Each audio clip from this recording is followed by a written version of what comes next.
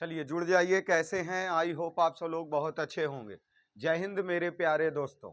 तो यहाँ हम सब जो एएलपी टेक्नीशियन का सेट आगे लेकर के चल रहे थे, उसी का सेट 39 नंबर तक पहुंच चुके हैं। और यह सेट 20 अगस्त के थर्ड शिफ्ट 2018 ईस्वी के जो एग्जाम पड़ा था एएलपी टेक्नीशियन के, उसी के साइंस प्रश्न हम आपके साथ लेकर के आए हैं।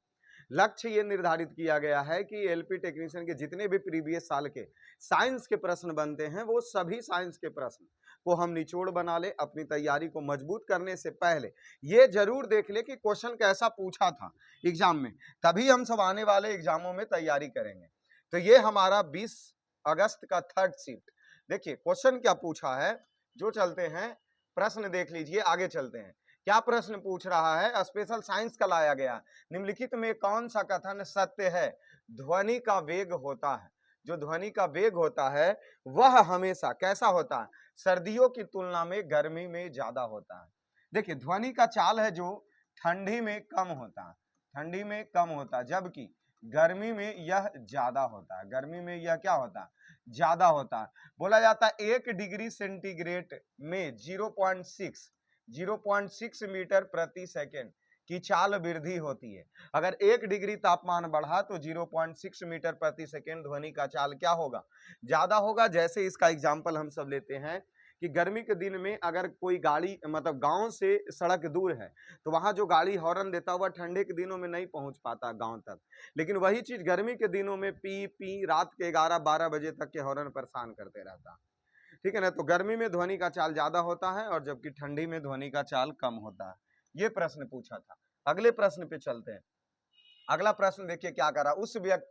उस व्यक्ति का चयन कीजिए। क्या करा? उस व्यक्ति का चयन कीजिए जो दिए गए समूह से असंगत है।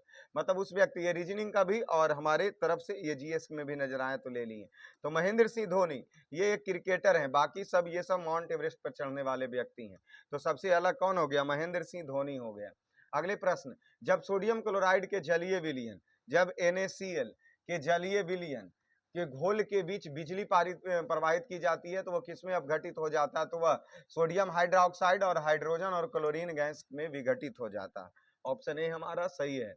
चलिए आगे चलते हैं। अगले प्रश्न देखिए, उस व्यक्ति का चयन कीजिए जो दिए गए समूह से असंगत है। तो साइना नेहवाल यहाँ अलग है, बाकी ये तीनों एक है, तो साइना नेहवाल हो गया। चलिए आगे चलते हैं। अगले प्रश्न, पौधे का सार्वभौमिक प्राकृतिक ऑक्सीन क्या है? जो पौधे का सार्वभौमिक प्राकृतिक ऑक्सीन है IA। ये आंसर लिया। ठीक है, प्रश्न देखिए कैसे पूछ रहा। ठीक है, चलिए आगे चलते हैं। अगले प्रश्न, उस क्या पूछा है? उस आध्यात्मिक गुरु का नाम बताए जिन्होंने प्रसिद्ध यहूदी मानवीय अधिकार संस्था द्वारा मानव गरिमा, अंतरधार्मिक संबंध और लोगों के बीच सहिष्णुता का संबंध हेतु सम्मानित किया गया था। तो वह श्री श्री रविशंकर थे। कौन थे? श्री श्री रविशंकर। चलिए आगे देखिए क्या प्रश्न पूछ रहा है। निम्नलिखित में से किसका प्रयोग टिंकचर, आयोडीन, खांसी सिरप और कई टॉनिक तैयार करने में किया जाता है? तो इसमें एथेनॉल का किसका प्रयोग किया जाता है? एथेनॉल का। चलिए आगे देख लीजिए एकदम फटाक से बिना समय को बर्बाद किए हुए। पॉल रिवरी ब्रिटिश के विरुद्ध अमेरिका क्रांति में लड़ने वाले एक देशभक्त थे। उस शहर का नाम क्या है जहां पर वह रहते थे और जहां उनकी मृत्यु हुई? पॉल रिवर का घर अभी भी इस शहर में स्थित है। तो वह कहाँ है? तो बोस्टन। कहाँ थे वो? बोस्टन से संबंधित है। कौन व्यक्ति? कौन व्यक्ति? Paul Paul Revere. Paul Revere. ठीक है, इस सेट में आज वाले में साइंस से ज्यादा प्रश्न इधर उधर का नजर आ रहा। ठीक है आगे चलते। किस लेखक ने अपनी हालिया पुस्तक सिलेक्शन डे के विषय के रूप में भारतीय क्रिकेट के जुनून का वर्णन किया है? Selection day. Selection day cricketer में है तो कौन है? अरविंद ओडिगी। अरविंद ओडिगा। अरविंद ओडिगा है। चलिए आगे आ जाते हैं। अगले प्रश्न, निम्न में कौन सी धातु ठंडे पानी के साथ शीघ्रता से अभिक्रिया करती है? तो पोटेशियम। पोटेशियम है जो ठंडे पानी के साथ शीघ्रता से क्या करती है? अभिक्रिया करती है। निम्नलिखित में कौन सा उदर्वपातन कर सकता है? उदर्वपातन, उदर्वपातन जैसे पदार्थ के तीन अवस्था, पदार्थ के तीन अवस्था मुख्य रूप से ठोस, द्रव, गैस।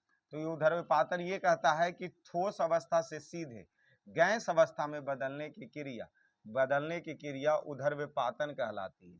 ठीक है ना, डायरेक्ट ठोस से गैस या गैस से ठोस में आना उदर्वपातन। तो ये से ठोस से गैस में चलिए तो अमोनियम क्लोराइड है जो उदरविपातन क्रिया कर सकते हैं। कपूर, नेफ्थलीन, ये सब का टैबलेट है जो उदरविपातन क्रिया करती है। आगे चलते हैं, निम्न में से किस में निम्न प्रतिरोधकता है, सबसे निम्न तो नाइक्रोम। और नाइक्रोम का प्रयोग ये हम सब कहाँ करते हैं, हीटर में करते हैं। नाइक्रोम का प्रयोग हम सब हीटर में करते हैं, ठीक है ना।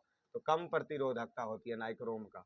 चलिए आगे चलते हैं, क्या करा, निम्नलिखित में गुजरात राज्य स्थित कौन सा शहर अपने हीरे उद्योग के लिए प्रसिद्ध है, तो गुजरात का सूरत।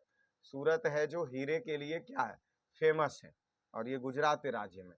आगे चले, किसी गोलाकार दर्पण, किसी गोलाकार दर्पण का मुख्य फोकस क्या होता है, तो गोलाकार दर्पण का मुख्य फोकस क्या होते हैं, यह एक खगोलीय गोले का केंद्र एवं गोलाकार दर्पण का हिस्सा होता है।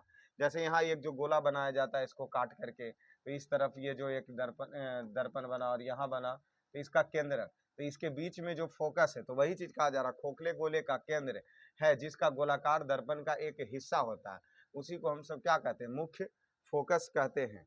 ये है तो नहीं, ये तो केंद्र कहते हैं, जिसका भाग होता है उसको केंद्र कहते हैं।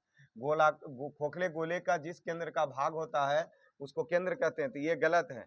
3 में देखिए, यह प्रमुख अक्ष की एक बिंदु जिसके माध्यम से प्रमुख अक्ष के समानांतर प्रकाश की किरणें प्रतिबिंबित होने के बाद पारित होती है, वह मुख्य बिंदु पर इस बिंदु पर उत्पन्न दिखाई देती है। देखिए इसमें फोकस के बारे में पूछा, मुख्य फोकस, तो दर्पण का मुख्य फोकस यही ना होता है जी, ये केंद्र और इसके ध्रुव के बीच की दूरी को मिलाने वाली रेखा क्या कहलाती है, फोकस कहलाती है। वक्रता केंद्र, ये कौन सा केंद्र, वक्रता केंद्र, और ये ध्रुव हो गया, तो ध्रुव और वक्रता केंद्र को मिलाने वाली रेखा फोकस कहलाती है। ये सिर्फ घुमा करके लिख दिया, ठीक है ना, ये ध्यान रखिए, वक्रता केंद्र और ध्रुव को मिलाने वाली रेखा फोकस कहलाती है। चलिए आगे चले, अगले प्रश्न, निम्न में से विषम को पहचाने, इनमें से विषम, तो NaOH है जो सोडियम हाइड्रोक्साइड विषम है इन सभी के तुलना में, आंसर ये लिया है। आगे चले अगले प्रश्न, मानव प्रजनन प्रणाली का कौन सा हिस्सा माँ के रक्त से भ्रूण को पोषण प्राप्त करता है, तो ये है जो गर्भनाल है, जो क्या करता है, माँ के रक्त से भ्रूण बच्चे को पोषण देता है, ठीक है। आगे चलते हैं, अगले प्रश्न क्या दिया गया, जंतुओं का कौन सा समूह विशेष रूप से मुक्त रूप में रहने वाले समुद्री जीव है, तो वह एकिनोडर्मेटा समूह है जो मुक्त रूप से समुद्रीय जीव है। आगे चलते हैं अगले प्रश्न, निम्न में कौन सा जानवर अपना लिंग बदल सकता है, तो वह स्नैल जानवर है जो अपना लिंग क्या कर सकता है, बदल सकता है। चलिए, कर्नाटक का कंबला त्योहार किससे संबंधित है, तो वह भैंसों की लड़ाई, वहां पर भैंसों की दौड़ होता है, भैंसों की लड़ाई नहीं, भैंसों की दौड़, कौन सा, कंबला त्योहार, ठीक है, कर्नाटक में मनाई जाती है। आगे चलते हैं, अगले प्रश्न देख लीजिए, द्रव्यमान m वाली एक वस्तु भी वेग, द्रव्यमान कितना दिया, द्रव्यमान m है, गति कितना दिया, गति भी दिया है, तो इसकी गतिज ऊर्जा k है, तो इसकी वेग को दुगना कर दे तो इसको गतिज ऊर्जा क्या हो जाएगा, 4 गुना, क्योंकि 1/2 mv² है। तो यहाँ देख लीजिए इसके किसकी दुगना कर रहा, तो इसकी वेग को, ये दुगना, तो 2 का स्क्वायर ना है, तो इसीलिए 4 गुना हो जाएगा, ठीक है, 4k हो जाएगा, 4 गुना हो जाएगा। आगे चलते, बल की परिभाषा किस पर आधारित है, न्यूटन के गुरुत्वाकर्षण नियम, न्यूटन के गुरुत्वाकर्षण नियम है जो क्या है, बल की परिभाषा को किसके आधार पर व्याख्या की जा सकती है, तो वह गुरुत्वाकर्षण नियम से। देखिए आज का सेट थोड़ा फास्टली खींचा गया। दूसरी चीज कि आज विज्ञान के भी प्रश्न बहुत कम नजर आए, प्रश्न इधर उधर का ज्यादा था, तो जिनका भी एग्जाम पिछले बार 20 अगस्त के 3rd शिफ्ट में पड़ा होगा उनका जरूर है कि कट ऑफ नीचे ही रहा होगा, क्योंकि यहाँ प्रश्न थोड़ा सा इधर उधर का ज्यादा घुमा के दिया। चलिए इसी प्रकार और भी सेट देखेंगे, जुड़े रहिए, ऑफलाइन बैच है इसीलिए इस क्लास को तेजी से खींचा गया 10 मिनट से पहले। चलिए धन्यवाद।